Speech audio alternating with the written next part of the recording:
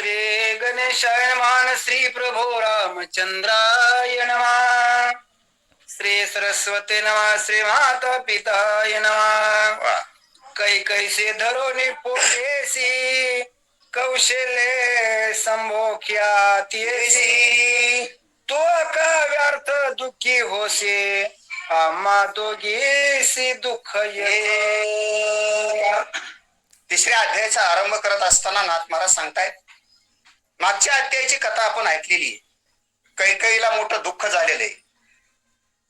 कैकई ही छोट्या बहिणीप्रमाणे कौशल्या उठली आणि आलिंगन देऊन पोटाशी धरली आणि कौशल्या या कैकईचं दुःख नाहीस करण्याचा प्रयत्न करते, तिला उपदेश करते, तिचं समाधान करण्यासाठी म्हणते, कैकई का उगाच रडते, तू व्यर्थ का रडतेस? कारण तुम्ही आणि आम्ही म्हणजे दोघी जणीला सारखं दुःख झालंय.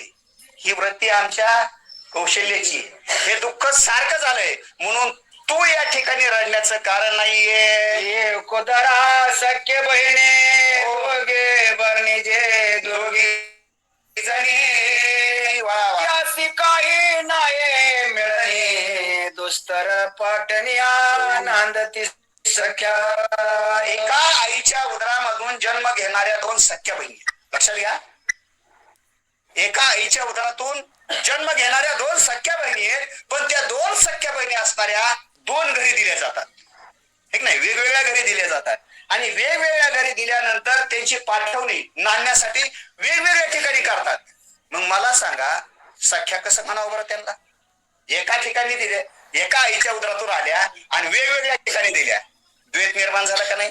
दुजे पण तयार झालं का नाही? आणि मग अशी स्थिती एका आईच्या उदरातून आलेल्यांची असती. परंतु या कैकईचं समाधान करत असताना माता कौशल्या बोलू लागली, नाही नित्य गोष्टी दोघी नाही नित्य दृष्टी नित्य चावटी सख्यत्वाची, नित्य चावटी सख्यत्वाची. नाथ महाराज म्हणताय खोट आहे सख्य म्हणणं, सख्य म्हणणं खोट आहे. हो कसं म्हणून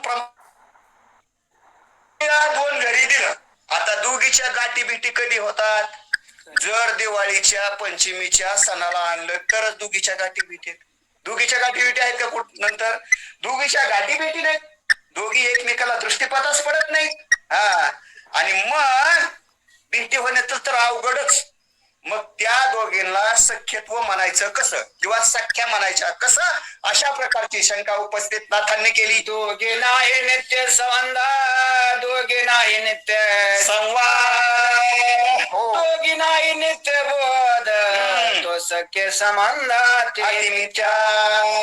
दोघींना कसल्याही प्रकारचा संबंध दोघींचा येत नाही. एवढंच नाही तर दोघींना आताची गोष्ट वेगळी. हो आता काय, आता फोनवरून बोलू शकते एकमेकांना, है की नाही?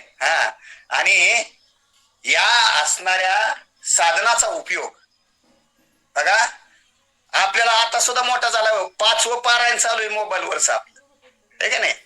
कुठे आपण ऑल महाराष्ट्रात कुठेही असलो तरी एकमेकाच्या संपर्कात आहेत. आता एकमेकाचं ऐकतोय, एकमेकाला बोलतोय, हा भाग वेगळा आहे, हा विज्ञानाचा चमत्कार आहे. परंतु खरं जर विचार केला गेला, दोन बहिणीला दोन्ही ठिकाणी दिलं तर त्यांना पूर्वीचा काळ आठवा, त्यांना एकत्रित आल्यावरच त्यांचा संवाद व्हायचा, म्हणजे बोलणं भाषण व्हायचं. नाहीतर मग पत्र पाठवायला लागायचं.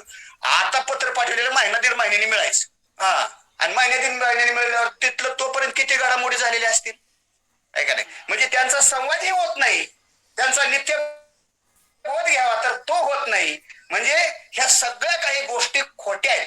सख्य म्हणणं किंवा सख्या बहिणी म्हणणं किंवा एका आईच्या उदरातून येऊन आम्ही सख्य आहोत हे म्हणणं चुकीचं आहे. नाथ महाराज बोलू लागले, दोघे नाही एक सुखा त्या सख्य मानिती मूर्ख लोक तू करीस या व्यर्थ दुःख मानेच सुख दोघींना एक प्रकारचं सुख नाही. एवढंच नाही, जे म्हणतायत ना त्या सुखी आहेत, दिल्या घरी सुखी आहेत ती लोक, तो एक मूर्ख. नाथ महाराज म्हणतायत ते म्हणणारा तो एक मूर्ख आहे. आणि म्हणून तू काय असं फुकट दुःख करू नकोस. कैकईला कौशल्या बोलते, काही तू दुःख करण्याचं कारण नाही, कारण तुझं आणि माझं निज म्हणजे स्वस्वरूपाचं बरं का, जे सुख आहे ते एक आहे का नाही? यांचं सुख आहे, सवते आहेत पण सुख एक आहे. कसं एक आहे, कशा एकत्वात आहेत, प्रमाण देऊन सांगू लागेल. आम्हा तुम्हा एक आयव महाराज आम्हा तुम्हा एक निज भूषण आम्हा तुम्हा एक निज मंडळ सख्यपणा एकत्वे आम्हा तुम्हा. तसं सांगितलं गेल्या. कौशल्या माता म्हणते काही तुम्हाला ना आम्हाला एक पण आहे, एक आहे पण म्हणजे सौभाग्य पण, एक पती आहे ना, एक सौभाग्य पण आहे. तुमचं आमचं लेणं एक आहे, मंगळसूत्र एक आहे दोघींच, आहे की नाही? जे भूषण आहे, जे अलंकार आहेत ते एक आहेत.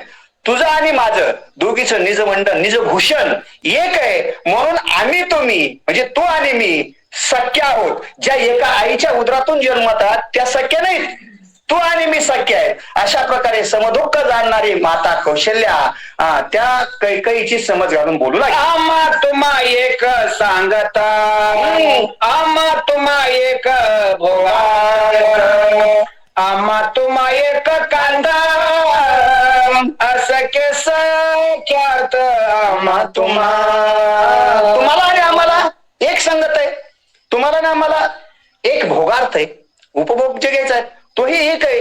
एवढंच नाही, तुमचा आणि आमचा म्हणजे तुझा आणि माझा पती एक आहे ना. राजा दशरथ पती एक आहे, म्हणून खऱ्या अर्थाने सख्या आपण दोघे आहोत. आम्हा तुम्हा एक